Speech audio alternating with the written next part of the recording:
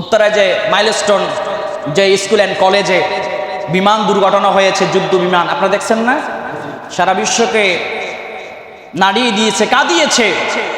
অসংখ্য ছাত্রছাত্রীরা আগুনে পুড়ে ঝলসে যাচ্ছে, সে অবস্থা দৌড়াচ্ছে।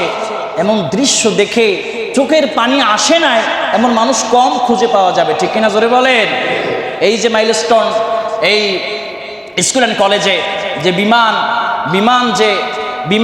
যে দুর্ঘটনা হলো, যে বিমান গিয়ে পড়লো, স্কুলটা পুরা আগুনে জর্জরিত হয়ে গেছে, সব কিছু ধ্বংস হয়ে গেছে। কিন্তু দেখেন এই বাংলাদেশে লাশ নিয়েও রাজনীতি হয়, ঠিক কিনা জোরে বলেন? লাশের সংখ্যাও ঠিকভাবে বলে না, যে কয়জন মারা গেছে এটা মিডিয়ায় দেখায় না, ঠিক কিনা? আহারে যার সন্তান, যে সন্তান হারা হয়েছে সেই তো জানে সন্তান হারানো কি ব্যথা, যার যায় সে বুঝে, আপনি আমি বুঝবো কি, ঠিক কিনা জোরে বলেন? অনেকে কি কান্না করে যে অন্তত কঙ্কালটা হইলেও দেন, দাফন করে মনে সান্ত্বনা দিতে পারবো যে আমার সন্তানের কঙ্কালটা আমি দাফন করতে পেরেছি। আর কি দৃশ্য, পাইলট সহ দুনিয়ার থেকে বিদায় নিয়ে চলে গেছে। অসংখ্য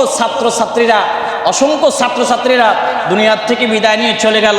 অসংখ্য ছাত্রছাত্রীরা, শিক্ষকরা, মানুষ এখনো হসপিটালে, সেই বার্ন ইনস্টিটিউটে এখনো তারা যন্ত্রণায় কাতরাচ্ছে।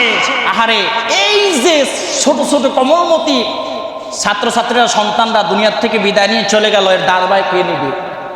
এর দায় কে নিবে? রাষ্ট্র এর দায় এড়াতে পারে না, ঠিক কিনা জোরে বলেন? 1975 সালের বিমান দিয়ে প্রশিক্ষণ দেওয়ার জন্য অনুমতি কে দিয়েছে? রাষ্ট্রকে আগে জবাব দিতে হবে। এই ছাত্রছাত্রীর মৃত্যুর জবাব রাষ্ট্রকে দিতে হবে, ঠিক কিনা জোরে বলেন? এরা যদি আগে থেকে সতর্ক হইতো, আমাদের এই ছোট ছোট বাচ্চারা, ছাত্রছাত্রীরা দুনিয়ার থেকে বিদায় নেওয়া লাগতো না। ছোট ছোট বাচ্চাগুলো অল্প বয়সে তাদের প্রাণগুলো ঝরে গেল, এর জবাব কে দিবে? কিছু বললেই বলে দালাল ট্যাগ লাগায় কেন? হক কথা বললি দালাল ট্যাগ লাগিয়ে নিস্তার পাওয়া যাবে না। হক কথা বাংলাদেশের মুসলমান হক কথা বলতে জানে, আর কোন দালালকে মুসলমানরা ভয় পায় না, ঠিক কিনা জোরে বল? আল্লাহ রাব্বুল আলামিন এই যারা আগুনে পুড়ে শহীদ হলো, আগুনে পুড়ে যারা মৃত্যুবরণ করলো, আল্লাহ তাদের কবরগুলো জান্নাতের দরিয়া বানায় দেবে। আমিন বলেন। আরো জোরে কান আমিন, আরো জোরে কান আমিন।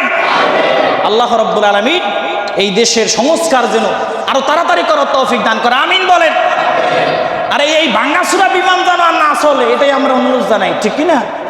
যুদ্ধ বিমান 1975 সনের যেগুলো সব দেশে বন্ধ হয়ে গেছে, আমগো দেশে চলে, এই যে পরিস্থিতি। যাই হোক, আল্লাহ বোঝার তৌফিক দান করুক, আমিন বলেন।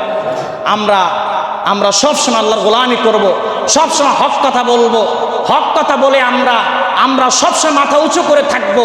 আমরা কখনো বাতিলের কাছে, তাগুতের কাছে মাথা নত করব না। যে বয়ানগুলো করেছি আমাকে এবং আপনাদের সকলকে আমল করার তৌফিক দান করুক, আমিন বলেন। এই যে এসি, আমাদের আরেকটা এসি লাগানো হয়ে গেছে।